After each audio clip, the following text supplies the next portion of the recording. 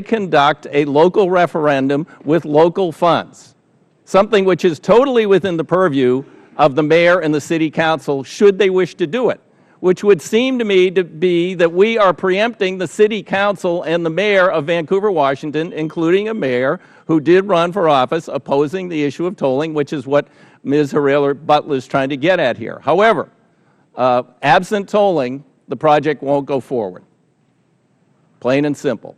So this is I'm not sure what she's trying to accomplish here, except to perhaps, excite people and appeal to a certain constituency in Vancouver. I have no idea whether it's a majority or a minority within that community, but their local elected representatives have the authority to do this, and for us to mandate that that one city hold a local referendum is the height of hypocrisy given everything else that's in this bill, which purports to give more flexibility to cities, counties, and states.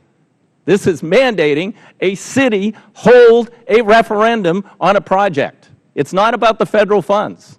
So we can't say we're doing this because of the federal funds. Gentleman yield? I would certainly yield to the gentleman. Would this be called an unfunded mandate? It would. It's an unfunded mandate. It's an earmark. I mean, we could put in. You can pretend. You could put in. I'm reclaiming my time. You could put in. It has to be on this parallel or something like that, and draw a line across the country. I mean, this is so specific.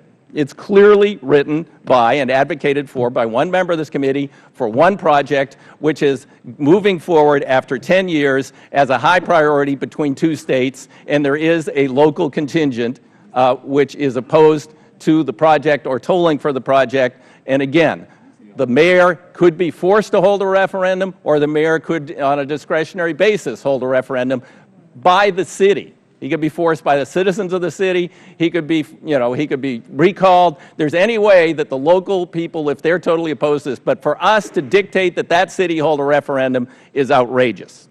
Speaking to the amendment to the pending MICA amendment, Ms. Herrera-Butler, you're recognized. So the only thing, Mr. Chairman, that my good friend from Oregon is correct on is darn straight I am going to do everything in my power to make sure that the people I represent are asked to approve whether or not they're going to put their hard-earned tax dollars into a federal program. Darn straight.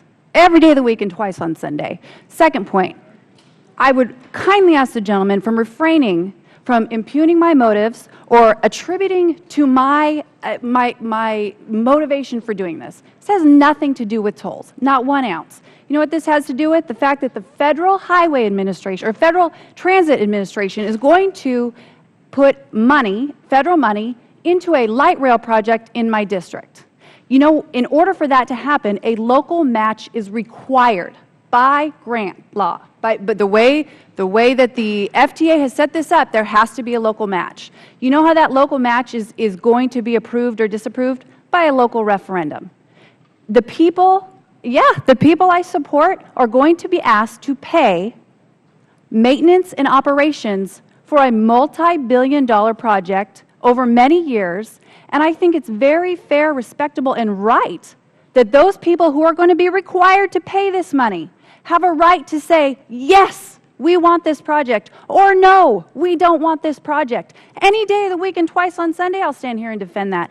This is not an earmark. Let me read to you the definition of an earmark. And this is under House rules.